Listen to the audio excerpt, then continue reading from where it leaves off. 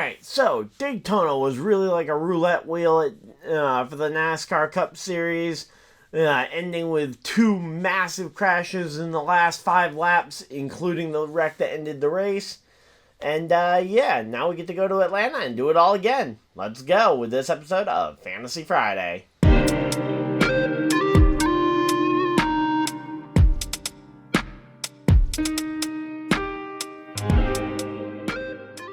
So following last week's Daytona 500, I'm going to put up on the screen the results from that NASCAR race over on the side over here. Going to go ahead and just shout out a couple of top performers. Obviously, Eric Anderson coming away with a massive win there, getting 215 points in the first week, setting himself up for a decent lead.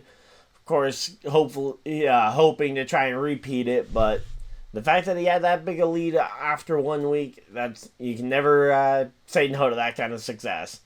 Then you got Shadowhawk coming home second with a 164. Then you've got 14 Mike with a 133. East Need 95 coming home with a 120. Fusion Racing with a 115. Daryl Clark with a 114. Then you got Ian Farm, 111. And then you got my dad at a 99. We got Amy with a 97. And then we got Dave Bird rounding out the top 10 finishers at Daytona. And because this is the first week of the season, those are the final standings as well as of right now. So, and a couple of people with a lot of catching up to do, me included. That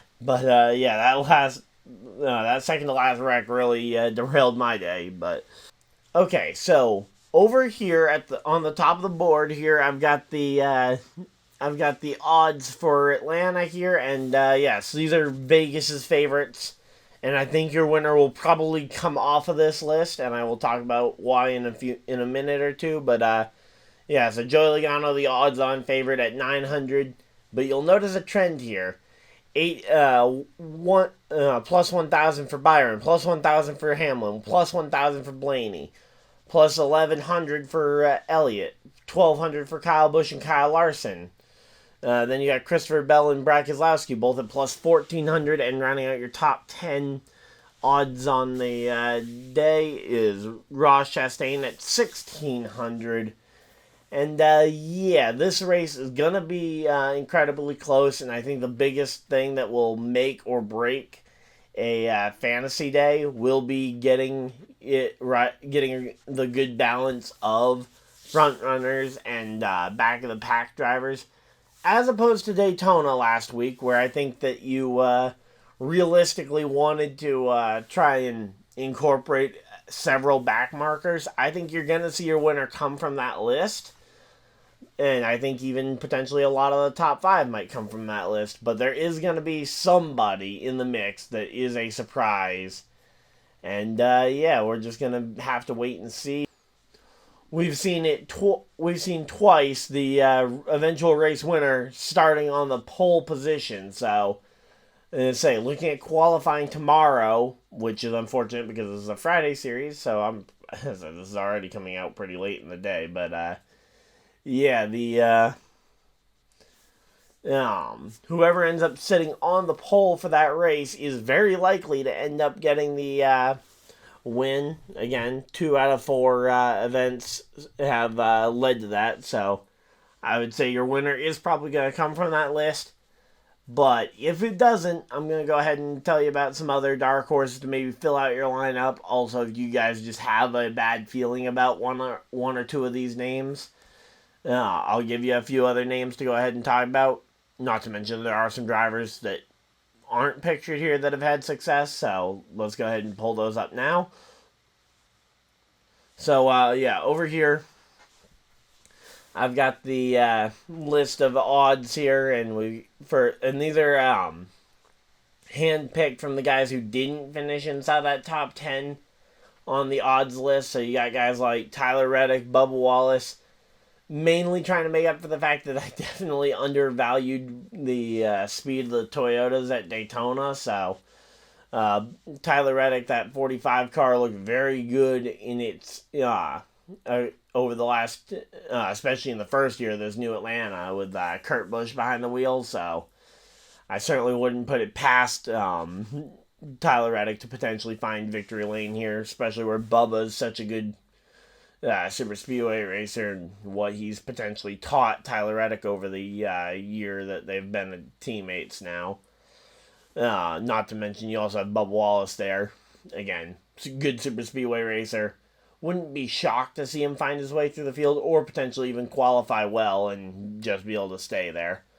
Busher, he's another name. I will be rooting for him on Sunday to try and find that spark. But yeah, great super speedway racer, just needs to find a way to get his season off to a better start, because again, he was pretty much anonymous at Daytona last week. Alex Bowman, the runner-up in the Daytona 500, hard to not give him a mention here on the odds, especially where he wasn't in the top 10, which seems a little off, but again, I don't think, and I say, even based on my power rankings, I don't think he's necessarily back, but yeah, Bowman deserves a mention here. Eric Jones, raced his way up into the top 10 through his dual race last week, and raced his way up and stayed in the top 10 for the end of the Daytona 500. So, absolutely think that Eric Jones could be a factor and could be a good value pick. Corey LaJoie is on here for one reason and one reason only, and that's because of his success in the fall race 2 years ago, where he was about one lap away from winning the Atlanta race when Chase Elliott shut the door on him and ultimately led to him hitting the fence, getting some damage, and ending up with a poor finish. Ty Gibbs, another one of those fast Toyotas that I just can't undervalue at this point in the season. Figure worth mentioning him.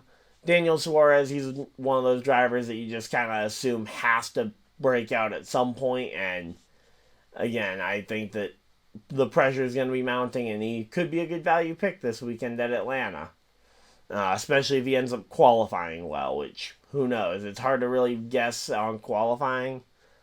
And then the last two drivers I wanted to mention both had pretty good Daytona 500 finishes, especially compared to what we expected out of their, had good runs at Daytona. One of them technically didn't have a good finish because he was a lap down, but yeah, Chase Briscoe and Ryan Preece. Briscoe finishing inside the top 10.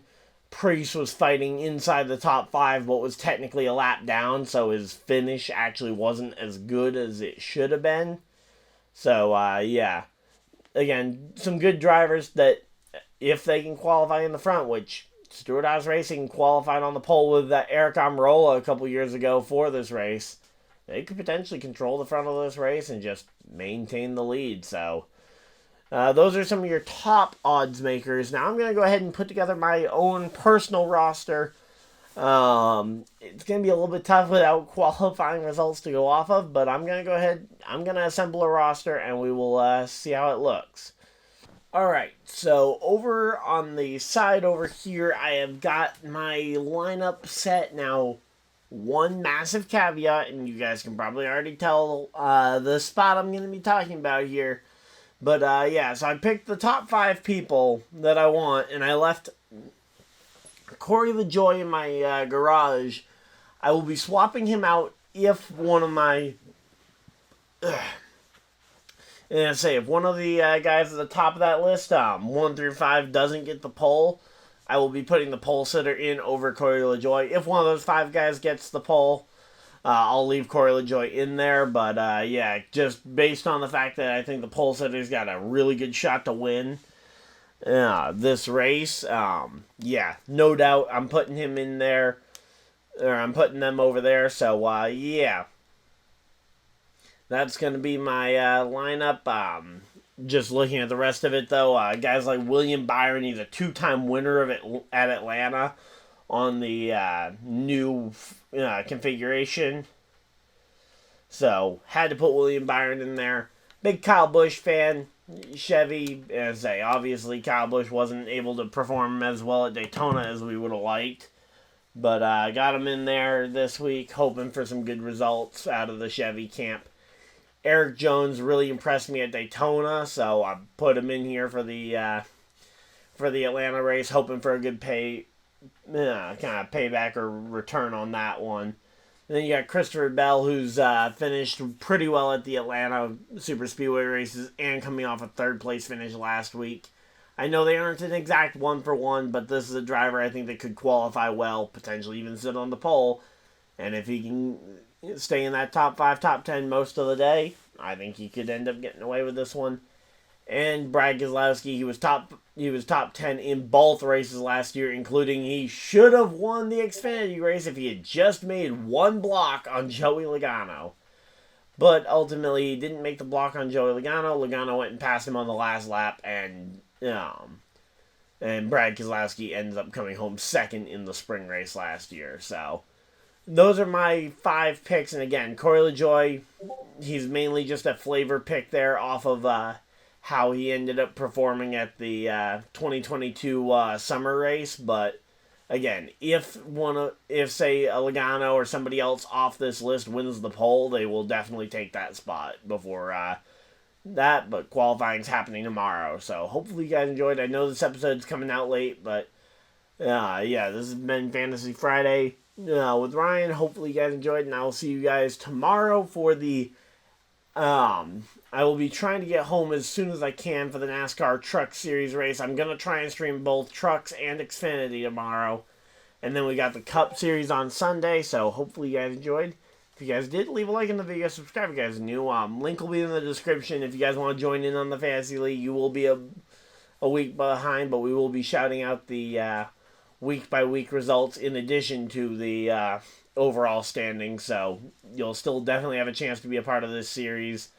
And yeah, until next time, hopefully you guys enjoyed, and I'll see you guys next video, live stream, whatever you guys had to do with the rest of your day. Have a great day, everybody, and goodbye!